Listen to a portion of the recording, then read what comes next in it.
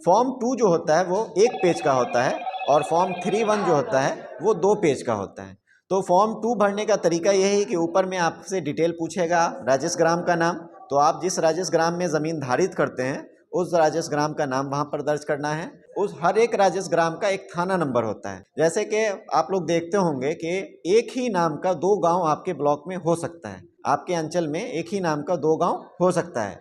तो अगर 2 नाम है एक ही तरह का और अगर हम वो नाम बोलेंगे तो हो सकता है कि आपको समझ में नहीं आए कि किस गांव की बात हो रही है। तो ऐसे केस में उसको पहचान करने के लिए एक नंबर दिया जाता है, हर राजेश ग्राम को एक नंबर दिया जाता है जिसको रेवेन्यू थाना नंबर बोलते हैं, राजेश थाना नंबर बोलते हैं। तो हर राजेश ग्राम की पहचान उसके एक थाना नंबर से की जा सकती है कि किस राजेश ग्राम की बात हम कर रहे हैं। तो राजेश ग्राम के साथ साथ आपको उसका राजेश थाना नंबर जो है वो वहाँ पर दर्ज करना पड़ेगा, आपका पुलिस थाना जो है वो वहाँ पर दर्ज करना पड़ेगा, आपका कौन सा अंचल है वो दर्ज करना पड़ेगा और आपका कौन सा ज़िला है वो दर्ज करना पड़ेगा।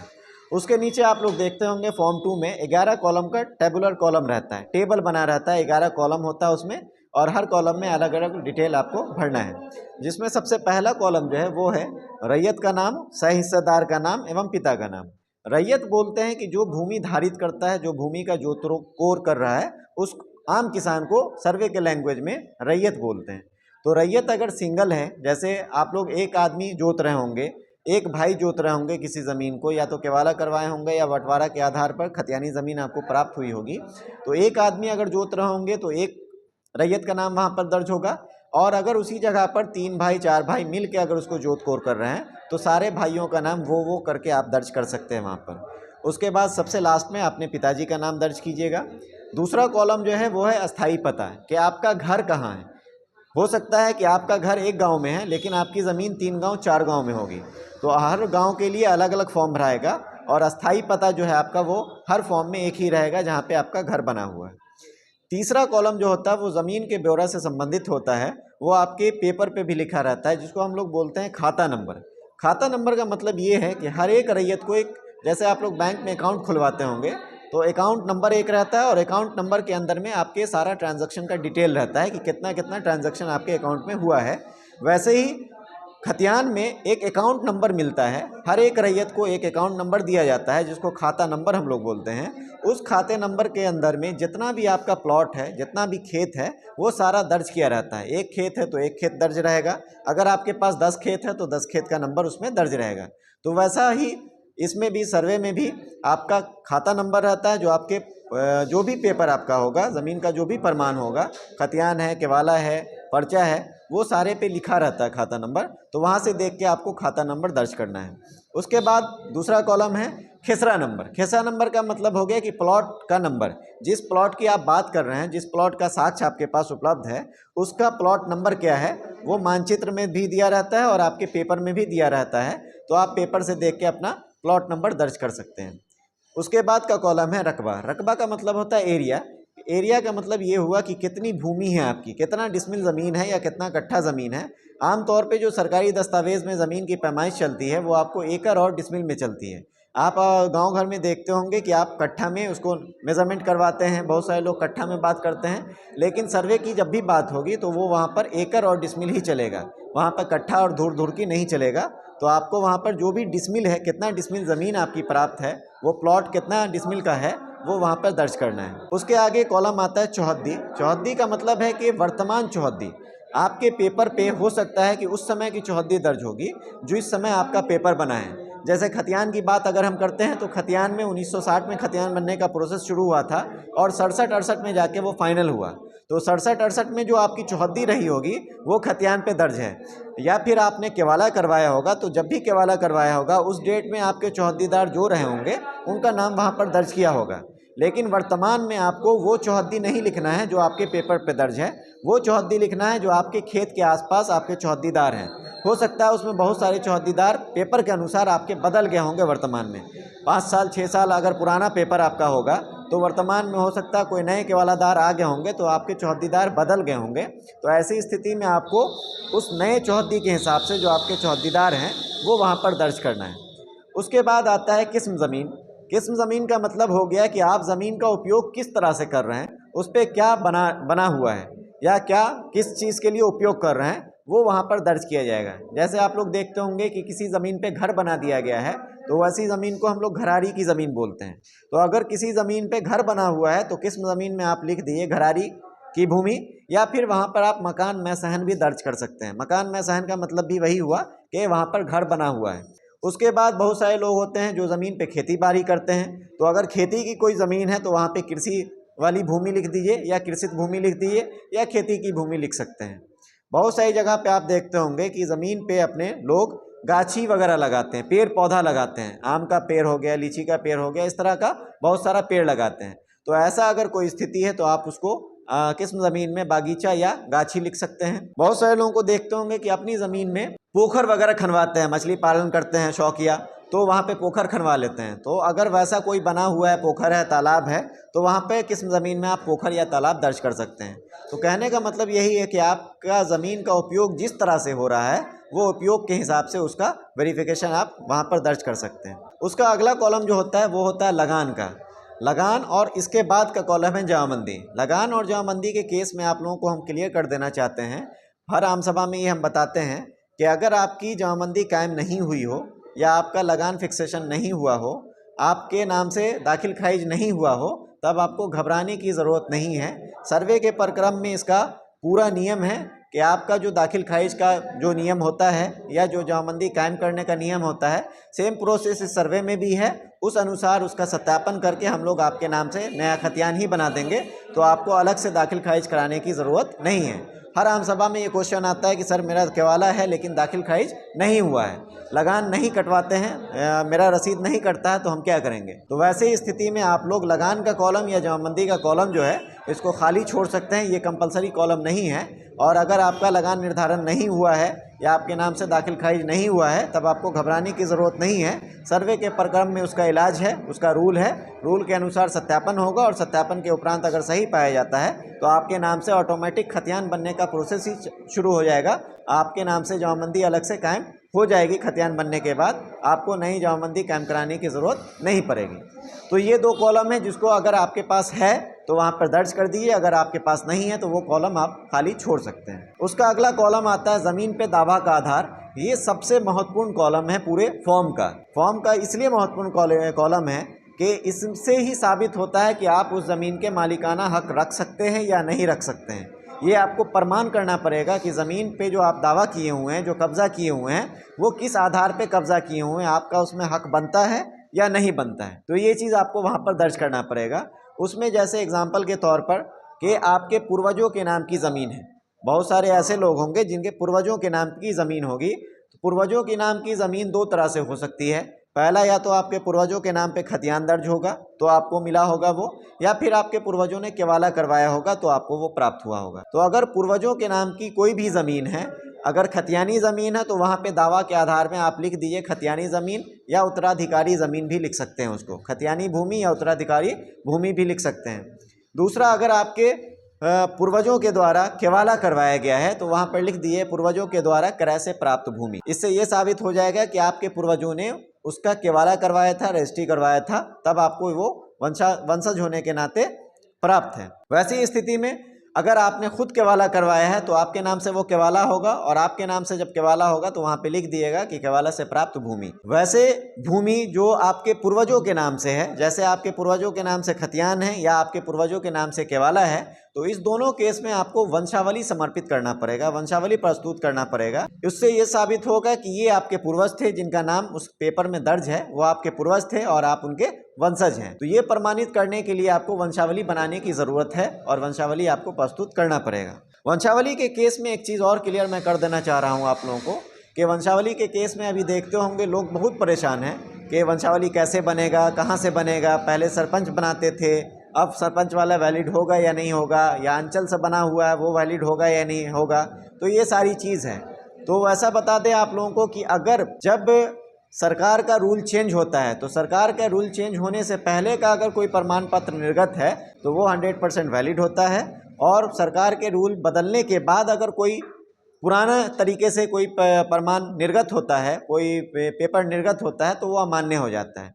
तो जैसा कि आप लोगों को पता होगा कि जुलाई 2023 में एक रूल आया था पंचायती राज की तरफ से पंचायती राज विभाग की तरफ से कि जो पूर्व में वंशावली बनती थी वो सरपंच महोदय के द्वारा बनाया जाता था। सिर्फ सरपंच महोदय अपने लेटर पैड पे बना के दे देते थे तो वो 100% मान्यता होती थी। लेकिन उसको चेंज करके एक नया सिस्टम लाया गया। उस नए सिस्टम में ये किया गया कि सरपंच के अलावा भी कुछ लोगों को उसमें जोड़ दिया गया। जोड़ने के लिए कि पहले क्या होता था कि बहुत सारे लोग, अगर सरपंच आपके हित के लोग हैं तो आप उसमें बहुत सारे लोगों का नाम छिपा सकते हैं और अपने हिसाब से उस वंशावली को बनवा सकते हैं।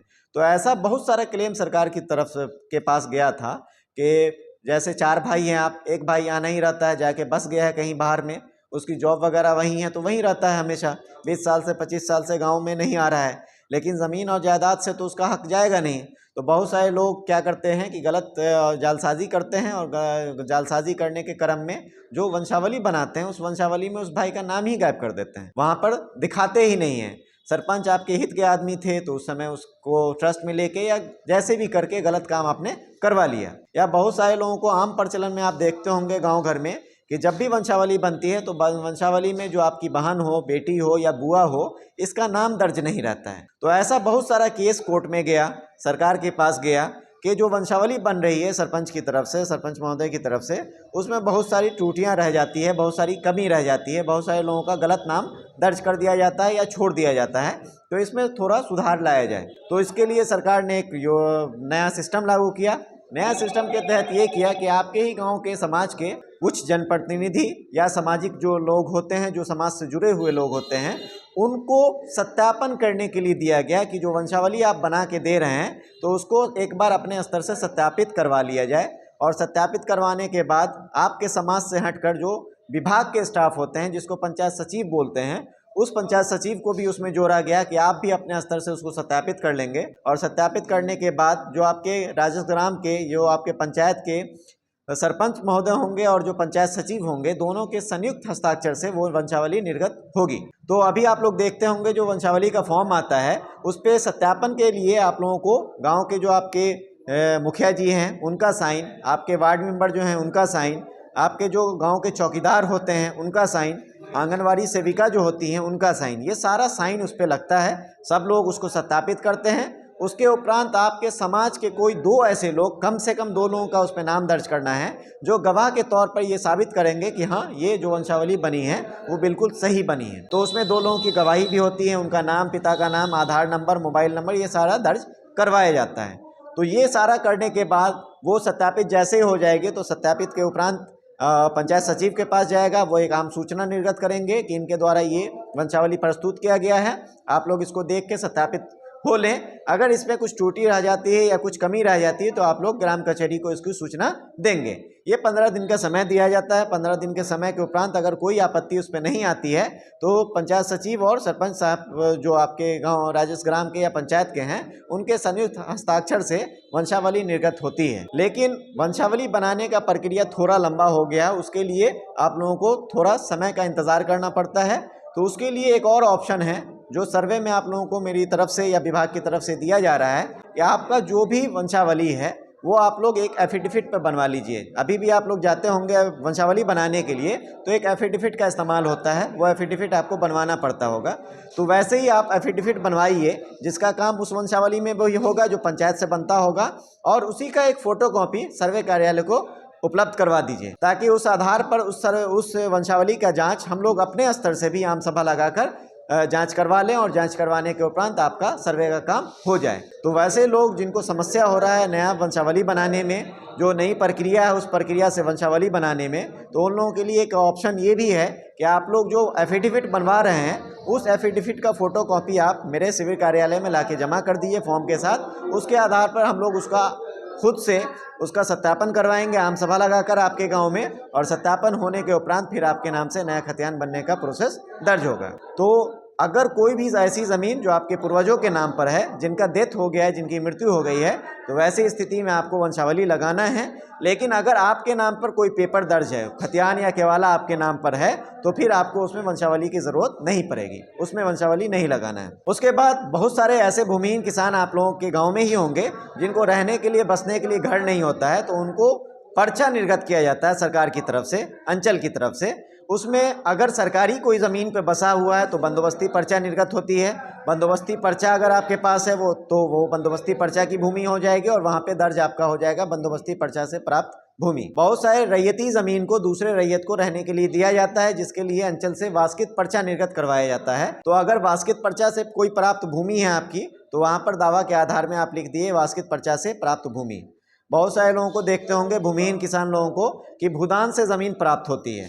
तो अगर भूदान की ज़मीन आपको प्राप्त है तो वहाँ पर लिख दिए भूदान के पर्चा से प्राप्त भूमि। तो जो भी आपके पास प्रमाण है, जो भी उस ज़मीन का साक्ष्य है, उस साक्ष्य को वहाँ पर दर्ज करना है कि किस साक्ष्य के आधार पर आपको ये ज़मीन प्राप्त हुई है। तो वो साक्ष्य आप वहाँ पर दर्ज कर दीजिए। खतियानी है तो खतियानी, केवाला है तो केवाला, पर्चा है तो पर्चा, जो भी है साक्ष्य वो वहाँ पर दर्ज कीजिए। उसके बाद लास्ट कॉलम है जिसमें आपको अभियुक्ति का कॉलम दिया हुआ है। अभियुक्ति का कॉलम में कुछ डिटेल ऐसी होती है जो डिटेल आपको फॉर्म में नहीं पूछी गई है, लेकिन वो डिटेल आपको हमको देना ज़रूरी होता है। तो वो सारा वैसा डिटेल आपको अभियुक्ति कॉलम में दर्ज कर देना है। फॉर एग्जांपल मैं बता दूं कि जैसे किसी ज़मीन पर विवाद चल रहा है, तो विवाद की स्थिति ये होती है कि आपकी ज़मीन पे कोई ज़बरदस्ती कब्जा कर लिया है तो भी विवाद होगा, या फिर वो विवाद बढ़कर एक रजिस्टर्ड फॉर्म में चली जाए और वो रजिस्टर्ड फॉर्म है कोर्ट केस। तो अगर किसी ज़मीन पे कोर्ट केस चल रहा है तो वो सारी स्थिति आपको अभियुक्ति कॉलम में सर्वे ऑफिस को जानकारी देनी पड़ेगी। जैसे अगर कोर्ट केस किए हुए हैं तो वाद संख्या आप वहाँ पर लिख दिए, जो केस नंबर होता है वो केस नंबर लिख दिए, किस साल में केस हुआ वो सन लिख दीजिए, और उसकी स्थिति अभी वर्तमान में क्या है वो वर्तमान स्थिति वहाँ पर दर्ज कर दिए। या बहुत सारे ऐसे लोग होंगे जो केस नहीं किए होंगे, आपकी ज़मीन है किसी और दूसरे के द्वारा कब्जा किया हुआ है, तो वैसी स्थिति में आप वहाँ पर अभियुक्ति कॉलम में बकब्जे, जो आपका कब्जा किए हुआ है वो बकब्जेदार में उसका नाम वहाँ पर दर्ज कर दिए। इससे ये प्रूफ हो जाएगा कि ज़मीन का प्रमाण आपके पास है, ज़मीन का पेपर आपके पास है, लेकिन कब्जा कोई और किए हुआ है। तो कब्जाधारी जो है उससे भी हम पेपर मांगेंगे। अगर वो पेपर उपलब्ध करवा देता है, सही पेपर उसका रहता है, तो उसके नाम से खाता खुलेगा। अन्यथा की स्थिति में जिसके नाम से प्रमाण है, ज़मीन का पेपर है, उसके नाम से खाता खुलने की प्रक्रिया अभी होगी। ये नए सर्वे में उसके नाम से खुलेगा। तो ये फॉर्म 2 है। ये सारा डिटेल भरने के बाद नीचे में आपका हस्ताक्षर है, आपका मोबाइल नंबर है, आपका आधार कार्ड है, ये सारा डिटेल आपको भरना है, हस्ताक्षर करना है। अंगूठा का निशान लगाते हैं तो अंगूठा का निशान लगाइए, और ये सारा डिटेल भर के उसके बाद आता है प्रपत्र 3.1। प्रपत्र 3.1 वैसी स्थिति में आपको भरना है जहाँ पर आपके पूर्वजों के नाम पे ज़मीन है। अब हम लोग चलते हैं फॉर्म 3.1 की तरफ। तो 3.1 में 2 पेज होता है। वो पहला पेज जो होता है उसमें आपको देखते होंगे सबसे ऊपर में लिखा हुआ सेवा में और शिविर प्रभारी, और उसके नीचे अंचल जो आपका है वो अंचल का नाम लिख दीजिए, जो आपका ज़िला है वो ज़िला का नाम लिख दीजिए। उसके नीचे 3 कॉलम दिया हुआ है, तो उस 3 कॉलम में अगर एक आदमी किसी ज़मीन को जोत आबाद कर रहे हैं तो वो एक आदमी का नाम वहाँ पर दर्ज होगा, और अगर वो सामलात तौर पे 2 आदमी 3 आदमी दर्ज कर रहे हैं तो उसका जो सामलात तौर पे अगर जोत रहे हैं तो वहाँ पर उन सारे लोगों का नाम दर्ज किया जाएगा। जैसे हो सकता है कि 2-3 केस बनता है वंशावली के आधार पर, जो बंटवारा होता है उसमें, कि एक खतियान ऐसा हो सकता है जो आपके बाबा के नाम पे सिंपल एक आदमी के नाम पे होगा और बाबा से आप लोगों को प्राप्त होगी बंटवारा होगा। तो वैसी स्थिति में आप लोगों का अगर अलग अलग बंटवारा हो गया तो एक आदमी का वहाँ पे नाम दर्ज होगा। लेकिन अगर किसी खतियान में आपके बाबा का नाम और बाबा के दूसरे भाइयों का नाम, और जो बंटवारा अभी आप लोगों का हुआ वो बाबा और बाबा के दूसरे भाइयों के बीच हुआ है, आप लोगों का बंटवारा नहीं हुआ है, तो ऐसी स्थिति में वो सामलात रह जाएगी। और सामलात की स्थिति में आपके जो भी जीवित वंशज होंगे, जो आपके खानदान में होंगे जीवित वंशज, जो रैयत होंगे, उनका नाम वहाँ पर दर्ज होगा। 2 आदमी है तो 2 आदमी का नाम, 4 आदमी है तो 4 आदमी का नाम, जितने भी लोग होंगे सबका नाम वहाँ पर दर्ज होगा, और वो वंशावली के अनुसार दर्ज होगा। जो आप वंशावली बनाइएगा उसी के आधार पर वो वहाँ पर दर्ज होगा। उनका पिता का नाम लिखिए, जिस आदमी का नाम लिखिए, जिस रैयत का नाम लिखिएगा, उनके पिता का नाम उनके सामने लिखिएगा। उसके नीचे आपका कॉलम जो डिटेल पूछ रहा है वो डिटेल आपका राजस्व ग्राम का नाम है, आपका गांव का नाम है, आपके ज़िला का नाम है, आपके अंचल का नाम है, और आपकी जाति है। जाति खतियान में कंपलसरी होती है कि खतियान में जाति दर्ज की जाती है, आपका नाम दर्ज किया जाता है, पिता का नाम दर्ज किया जाता है, और निवास स्थल दर्ज किया जाता है। आप जब अंचल में जाते होंगे जाति प्रमाण पत्र बनाने, तो उसका सत्यापन आपके खतियान से ही किया जाता है कि आपके पूर्वज कौन से जाति से बिलोंग करते थे, वही सेम जाति आपके अभी आपकी बनेगी। तो जब भी जाति प्रमाण पत्र बनाने जाते होंगे तो फिर क्या होगा कि आपका उसी खतियान के अनुसार जाति प्रमाण पत्र बनेगा। तो वैसी स्थिति में आपको यहाँ पर जाति आपकी दिखानी पड़ती है कि किस जाति से आप ताल्लुक़ रखते हैं, वो जाति का नाम वहाँ पर दर्ज होगा। बहुत सारे केस में ऐसा होगा कि जमाबंदी आपके पूर्वज के नाम पे ही कायम है, तो पंजी 2 जिसको बोलते हैं, जमाबंदी पंजी बोलते हैं, कि जमाबंदी पंजी में किनका नाम दर्ज है वो वहाँ पर दर्ज करना रहता है। पंजी 2 के जमाबंदी जो रैयत हैं उनका नाम दर्ज करना रहता है। तो अगर आपके नाम से दाखिल खारिज हो चुका है, बंटवारा हो चुका है और जमाबंदी आपके नाम से कायम है, तो आप अपना नाम वहाँ पर दर्ज करेंगे। अगर आपके पूर्वजों के नाम पे जमाबंदी चल रही है तो आप अपने पूर्वज का नाम वहाँ पर दर्ज करेंगे। उसके नीचे आपका खाता नंबर है, खिसा नंबर है, रकबा है। ये सारा डिटेल जो फॉर्म 2 पे भरे थे सेम फॉर्म 3(1) के पहला पेज पे आपको भर देना है। भरने के उपरांत नीचे में साइन है वो साइन कर दीजिए और फिर उसका दूसरा पेज आता है। उस दूसरा पेज पर आपके हिस्से में जो भी ज़मीन पड़ी है, जो आपको बंटवारा से ज़मीन प्राप्त है, उस बंटवारा की ज़मीन का पूरा ब्यौरा उस पर दर्ज करना है। उसमें भी सेम कॉलम रहता है, रैयत का नाम रहता है, पिता का नाम रहता है, अस्थाई पता रहता है, खाता संख्या, खेसरा संख्या, रकबा, चौहद्दी और जमाबंदी संख्या। अगर वो बंटवारा हो के आपके नाम से जमाबंदी कायम हो गई है तो जमाबंदी संख्या दीजिएगा, और अगर नहीं हुई है तो उस कॉलम को आप खाली छोड़ सकते हैं। लेकिन रैयत का नाम, पिता का नाम, अस्थाई पता, खाता, खिसरा, रकबा और चौहद्दी, जो वर्तमान चौहद्दी है, ये वहाँ पर आपको दर्ज करना कंपलसरी है। वो फॉर्म भर के दर्ज कीजिएगा और दर्ज करने के उपरांत नीचे में साइन कीजिएगा। और साइन करने के बाद ये 3 पेज के फॉर्म के साथ साथ आपको कौन कौन सा दस्तावेज़ लगाना है वो फॉर्म 3(2) के दूसरे पेज पर दिया रहता है। वहाँ पे लिखा भी हुआ है अनुलग्नक के तौर पर। तो वो अनुलग्नक में आप जो आपको लगाना है, जो पेपर आपका मांग करता है, वो पेपर वहाँ पर लगाकर आप फॉर्म जमा कर सकते हैं। जैसे उस पेपर में आप लोग जानते होंगे कि जैसे खतियानी ज़मीन का अगर आप दावा कर रहे हैं तो खतियानी ज़मीन आपकी है, आपके पूर्वजों के नाम पे खतियान है, तो आपको खतियान का एक छाया प्रति जमा करना पड़ेगा और वंशावली आपको समर्पित करना पड़ेगा कि आपके जो खतियान में जिनका नाम दर्ज है वो आपके पूर्वज हैं, ये साबित करने के लिए। उसके बाद जैसे केवाला है तो केवाला भी 2 तरह का मैंने बताया है। एक केवाला जो आपके नाम पर होगा, तो आपके नाम पर है और आप जीवित हैं तो आपको सिर्फ केवाला की छाया प्रति जमा करनी है। और अगर आपके पूर्वज के नाम पर केवाला है जिनकी मृत्यु हो गई है तो वैसी स्थिति में केवाला के साथ साथ, केवाला के छाया प्रति के साथ साथ आपको उनका वंशावली भी प्रस्तुत करना पड़ेगा, ये प्रमाणित करने के लिए कि जो केवालाधारी हैं, जो क्रेता हैं, वो आपके पूर्वज हैं, ये प्रूफ उससे होगा। तो वैसी स्थिति में आपको वंशावली भी प्रस्तुत करना है और केवाला की फोटोकॉपी भी प्रस्तुत करनी है। उसके बाद अगर आपके नाम से लगान रसीद कट रही है या जमाबंदी कायम है तो उसका एक प्रमाण, उसकी एक छाया प्रति जमा करनी है। हर एक रैयत के पास आधार कार्ड होता है और वो आधार कार्ड की एक छाया प्रति जमा करनी है। जैसा कि आप लोगों को पता होगा, आम सभा में भी ये सारी चीज़ बताई गई है कि इस बार जो सर्वे हो रहा है तो सर्वे में खतियान बनने के बाद एक कार्ड आप लोगों को दिया जाएगा। खतियान का अलग अलग खिसरा याद रखने की आपको ज़रूरत नहीं है। जैसे आपके पास 10 प्लॉट है तो वो 10 प्लॉट का अलग अलग नंबर याद रखने की ज़रूरत आपको नहीं है। एक कार्ड दिया जाएगा जिसको लैंड कार्ड बोलते हैं, भूमि कार्ड बोलेंगे। उस कार्ड में एक यूनिक नंबर रहेगा। जैसे आधार कार्ड में आप लोग देखते होंगे 12 डिजिट का एक नंबर रहता है, वैसे ही 14 डिजिट का एक नंबर रहेगा आपके लैंड कार्ड में। और उस लैंड कार्ड के नंबर से आपके पास जितनी भी ज़मीन है उसका सारा ब्यौरा आप उस सिर्फ 14 डिजिट के नंबर से निकाल सकते हैं। आपको अलग अलग खिस्सा याद रखने की ज़रूरत नहीं है। जैसे ही वो भूमि, जो हम लोगों का विभाग है, भूमि सर्वे का जो विभाग है, साइट है, उस पर वो नंबर डालेंगे सर्वे की प्रक्रिया पूर्ण होने के उपरांत, तो वो आपके पास जितनी ज़मीन है, जिस राजस्व ग्राम में ज़मीन है, जिस अंचल में ज़मीन है, वो सारा डिटेल एक साथ वहाँ पर दिखा देगा। तो ये फ़ायदा है इस सर्वे में कि आपको एक लैंड कार्ड भी दिया जाएगा। तो आधार कार्ड को उस लैंड कार्ड से लिंक किया जाएगा। जैसे आप लोग खरीद बिक्री करने जाते होंगे अभी ज़मीन, तो क्या होता है कि आप किसी की भी ज़मीन का रजिस्ट्री कर दीजिएगा, वो जाँच नहीं होता है। जाँच का कोई ये नहीं, सिस्टम नहीं है। सिर्फ सरकार को आप टैक्स दे रहे हैं, रजिस्ट्री फ़ी दे रहे हैं, बस आप किसी की भी ज़मीन रजिस्ट्री कर दीजिएगा। लेकिन अभी थोड़ा मामला टाइट किया गया है कि जमाबंदी जब तक आपके नाम पे नहीं रहेगी या आपके पूर्वजों के नाम पे नहीं रहेगी तब तक वो ज़मीन खरीद बिक्री नहीं हो पाएगी। लेकिन आप लोग जानते होंगे जमाबंदी में भी बहुत उलट पुलट होता है, तो उस चीज़ की कोई सत्यापन नहीं है कि आपकी ज़मीन है या आप बिक्री कर रहे हैं तो उस पर आपका मालिकाना हक है या नहीं है। बहुत सारे लोग क्या करते हैं कि एक बार ज़मीन बिक्री कर दिए, किसी को केवाला कर दिए, फिर दोबारा उसी ज़मीन को खतियान दिखाकर केवाला कर दिए। तो वैसी स्थिति में क्या होता है कि उसकी जांच वगैरह का कोई प्रमाण नहीं है। लेकिन अब जो सर्वे होगा, और सर्वे में जैसे ही आप किसी को बिक्री करने जाइएगा तो आपसे वो लैंड कार्ड नंबर मांगेगा। वो लैंड कार्ड नंबर जैसे ही दीजिएगा तो वहाँ पे सारा डिटेल आपका खुल जाएगा और वो डिटेल से ये पता चलेगा कि आप उसके मालिकाना हक रखते हैं या नहीं रखते हैं। मालिकाना हक अगर आप नहीं रखते हैं तो वो ऑटोमेटिक वहीं से रिजेक्ट हो जाएगा, आप रजिस्ट्री नहीं कर सकते हैं। तो ये सब फ़ायदा है लैंड कार्ड होने का।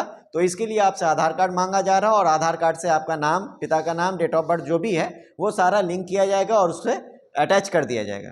तो इसके लिए आधार कार्ड की कॉपी आपको जमा करनी है। अगर किसी कोर्ट केस है, कोई ज़मीन पे कोर्ट केस चल रहा है, तो कोर्ट केस में आपको दो चीज़ होगा, या तो वो कोर्ट केस अभी लंबित होगा या उसकी डिग्री आपको प्राप्त हो गई होगी। तो अगर लंबित है तब भी कोर्ट केस की कॉपी आपको समर्पित करनी पड़ेगी, और अगर उसकी कोई डिग्री प्राप्त हो गई है, आपको कोई डिसीज़न मिल गया है, तो वो डिसीज़न कॉपी जो आती है, डिग्री कॉपी जो आती है, वो डिग्री कॉपी भी आपको फॉर्म के साथ लगा देना पड़ेगा, जिससे ये साबित होगा कि हाँ आप इस पे कोर्ट केस लड़के जीते हैं और आपका इस पे मालिकाना हक बन सकता है या नहीं बन सकता है। कुछ केस ऐसा होता है जिसमें वारिसान वाली बात आती है। वारिसान का मतलब ये हुआ कि जैसे आप लोग समाज में देखते होंगे कि किसी को कोई संतान नहीं हुआ, संतान नहीं होने के उपरांत वो किसी को गोद ले लेता है। तो अगर रजिस्टर्ड गोद लिए हुआ है, उसका प्रमाण उसके पास पूर्ण रूप से है, तो वो रजिस्टर्ड गोद लेने की जो प्रक्रिया है, उसका जो पेपर है, वो साक्ष्य आपको वहाँ पर प्रमाण लगाना पड़ेगा कि आप उनके वारिस हैं, ये प्रमाणित करना पड़ेगा, तभी उनकी ज़मीन आपको प्राप्त होगी।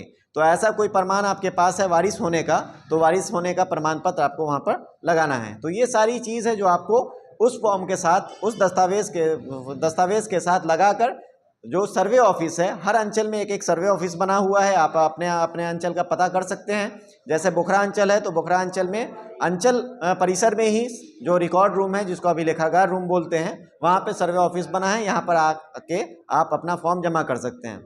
वैसे लोग जो सर्वे ऑफिस में नहीं आ पाएंगे किसी कारण से, जैसे बाहर में रहते होंगे नहीं आ पाएंगे, या बहुत वृद्ध आदमी हैं यहाँ पे उपस्थित नहीं हो पाते हैं, तो उन लोगों के लिए सरकार का एक प्रोविज़न है कि आप ऑनलाइन प्रक्रिया के तहत भी उसको समर्पित कर सकते हैं। प्रपत्र 2 और 3(1) का जो प्रक्रिया है, ये ऑनलाइन प्रक्रिया भी है। DLRS की वेबसाइट पे आप लोग जाइएगा, गूगल पे जाइए, वहाँ पे DLRS बिहार सर्च कीजिए, और सर्च करने के बाद नीचे एक ऑप्शन आएगा कि रैयतों द्वारा स्वघोषणा का प्रपत्र जमा करने हेतु आवेदन। तो इस तरह का ऑप्शन आता है, वहाँ पर क्लिक कीजिए और वहाँ पर रजिस्ट्रेशन करना पड़ेगा आपको अपने मोबाइल नंबर से।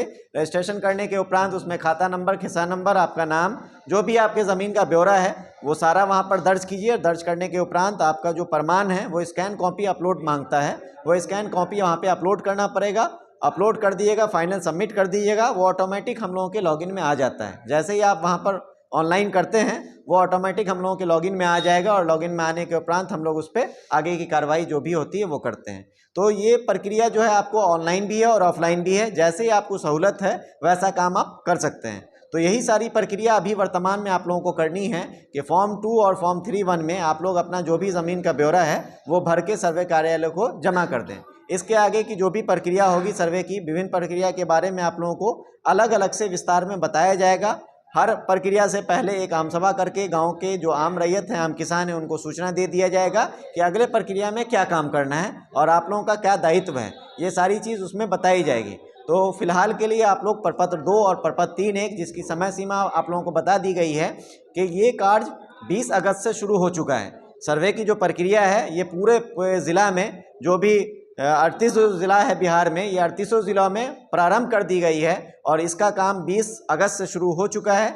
20 अगस्त से लेके 30 सितंबर तक आप लोगों को फॉर्म जमा करने का समय दिया गया है। ये 30 सितंबर तक आप लोग अपना अपना जो भी स्वघोषणा का प्रपत्र है, जिसको फॉर्म 2 और 3(1) बोलते हैं, यह स्वघोषणा का प्रपत्र भर के शिविर कार्यालय में जमा कर सकते हैं या ऑनलाइन आवेदन कर सकते हैं।